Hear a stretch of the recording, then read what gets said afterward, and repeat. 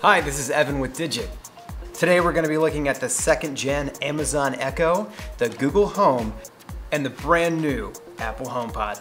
Now, there are a lot of other smart speakers out there, but they all essentially do the same thing. The best way I can think to describe these things is that they're like a hybrid of a secretary, a DJ, and an annoying know-it-all. They all keep track of shopping and to-do lists, look up business hours and movie times, and set alarms and calendar appointments. They all play audiobooks and podcasts, read you the news, play songs and music stations created for your personal taste. And they will all answer your burning questions about history, biology, math, sports, and the weather. But to figure out which one of these things does it all the best, I put them through 6 rounds of competition. Let's fight! First up, it's the speed round. The magic of all these smart speakers is not just that they can do all this stuff, but how quick they are to understand and respond. I asked each of these speakers the same things and then I timed them to see how long it took them to respond. Here's my results. On average, the HomePod was about 0.3 of a second faster than the Google Home and 0.7 faster than the Amazon Echo. I gotta say, these are all really quick, but HomePods landed a hit on the other 2 this round. Round 2. Listening. All 3 of these speakers have several microphones built inside them, which makes it possible for them to hear you. And it's freaky how well they listen. They're like dogs hearing the squeak of their favorite toy. They can hear you facing the wrong way from other rooms at a whisper, even when music is playing at loud volumes. If I had to pick a winner here, I noticed that the HomePod picks up its trigger word just a little bit more regularly than the others do. However, the Echo and the Google Home can tell different voices apart, which is great if you live with others. As a security measure, they will only let you order items or make calls if they recognize the voice it's asking. HomePod can't do that. In fact, if you enable a personal request when you set up the HomePod, it will read and send text messages to anyone who asks. It's a big weakness. And while I'm griping on the HomePod here, I just have to add how annoyingly prude it is. If you cuss at it at all in your request, it's gonna shame you and it's not gonna carry out what you want. And every time you ask it to play at full volume, it says, "Are you sure?" You know, the other 2 have no problem if you curse like a sailor. I'm Pop. Shut the up. One thing I do appreciate is that sometimes they'll give you what you want even if it's not exactly what you asked for. For example, play Teenage Wasteland on Spotify. Baba O'Reilly by The Who. Sure. Playing on Spotify. See, the song's actually not called Teenage Wasteland, it's actually called Baba O'Reilly. Yeah, we get it. Round 3, controls. So even though these are devices you control with your voice, there are a few handy physical controls for you to use. All 3 of them give you the option to start the listening mode without saying the trigger word. The HomePod and the Google Home work just by pressing on the top, and the Echo by hitting this button. They all have physical volume controls too. The HomePod and the Echo use plus and minus buttons, while the Google Home uses a scroll wheel. I'm a big fan of the scroll wheel method. I always tend to think volume should be controlled in a knob like this, and I wonder why Apple of all companies isn't doing that. I mean, even the Echo has an outer ring display to show you the volume. HomePod gives you nothing. It takes a hit here for that. HomePod is also missing a mute listening button, like the other 2 have.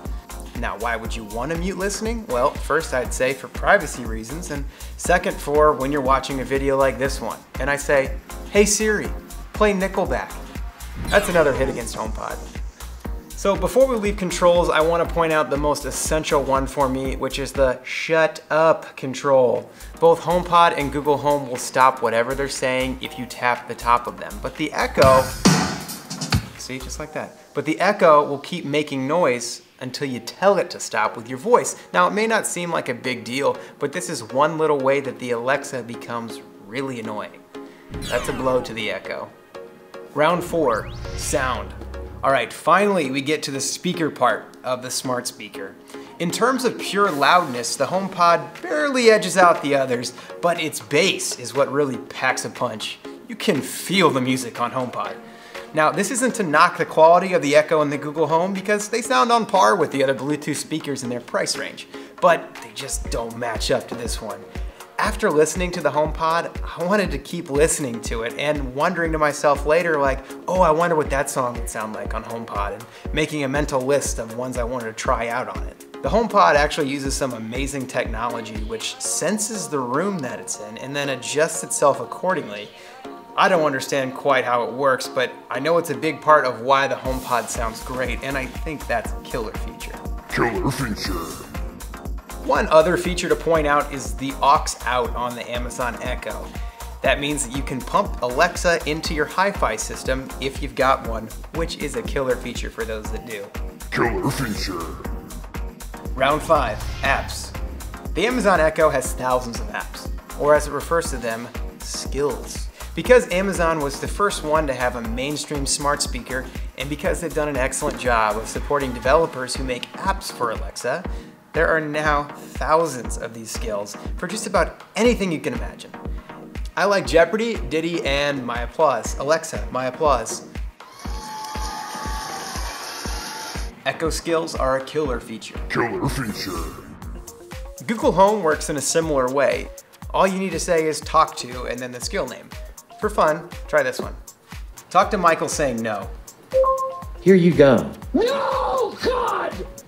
This is a killer feature for Google Home. Killer feature. So HomePod is new to this game and it's pretty useless in the app round with no skills to explore. Like the others, it does allow you to control your smart home devices, but less of those devices work with the HomePod than they do with these. Same with the music services. The others let you pick which streaming service you want to use, like Spotify, but HomePod won't let you use your voice to play anything other than Apple Music. Oh, and if you don't have an iPod or an iPad, you're not even going to be able to set this thing up. All this adds up to the knockout blow for HomePod. KO!